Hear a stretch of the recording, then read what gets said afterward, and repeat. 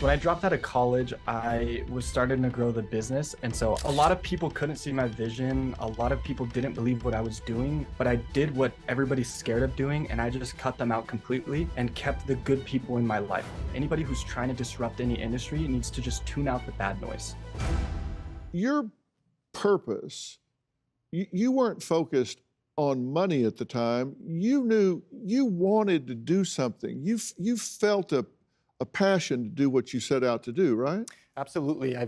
Since I was 10 years old, I've been working for my neighbors, cleaning bouncy houses, doing whatever it took to do something in my life and feel fulfilled. Yeah. So there was a meaning to it. It wasn't just money. 100%. Everything I do is for freedom and for my family. Yeah. You say there are two critical things people need to ask people in your book. You said, ask the question, what if? Mm-hmm. And the other is why. Mm-hmm. Because that why is really important, right? If you're doing it just for money or whatever, you're making a big mistake. Oh, it's a big mistake. The stats suggest that people who go into business for money are far more likely, almost 70% more likely to go out of business than people who go into business for purpose. Number two, the second thing you have to realize, if you build your business around a problem, you have already found your customer. So the best businesses in the world are businesses that solve problems. So that social impact is really the reward. And you don't have to worry about profits. You're going to get profits when you have impact. You learn from it, you grow from it, you evolve from it, and you build up equity through experience. Can you feel that? 100%. At the end of the day, imagine a baby that stopped trying to get up and walk. Right, right. He would never be able to walk. He would be crippled by his own fear of falling. Which is why you say you've got to really listen to what you're telling yourself. To change the way you think, to change your pattern of thinking, to change the way you talk to yourself. It's something you have to practice until it becomes natural to you. I'm okay, I'm safe. It didn't work, but I still work.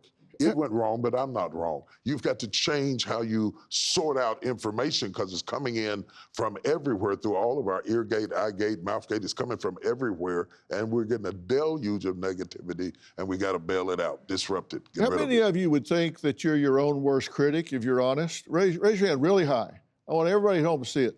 See, we are our own worst critic. You wouldn't let somebody say that to your best friend. You'd step in and say, hey, zip it. You say learn to coexist with that because it comes with the territory of getting off the beaten path and forging something new. Absolutely, it does. And notice I didn't entitle the book Disruptive Living. I entitled it Disruptive Thinking because thinking controls living.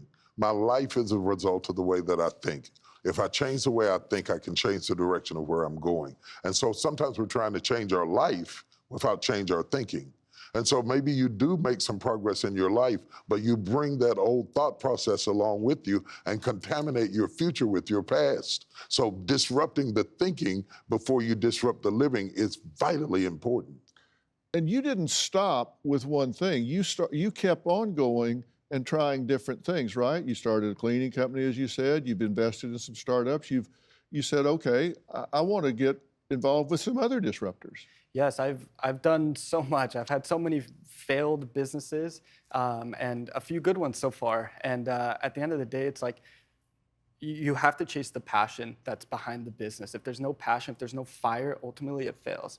In business alone, like you were saying, most businesses will fail. And if they don't fail in the first year, they'll fail in the next 5. Right? And so at the end of the day, there needs to be some kind of burning desire inside of you to really want to go all in and do whatever it takes to make it work. You had a passion to help your mother, right? Oh, absolutely. Yeah, so you wanted her to be able to stop working, so you were committed to that one. Absolutely. She let me move out to Los Angeles when I was 17 years old, and I debated dropping out of high school at that time. But she really pushed me to stay in school, finish high school, finish it online, move to Los Angeles, and really spread your wings because she sees something in me that sometimes I may fail to see in myself. Do you have a story or a question for me? Click the link in the description and tell me what in the world is going on.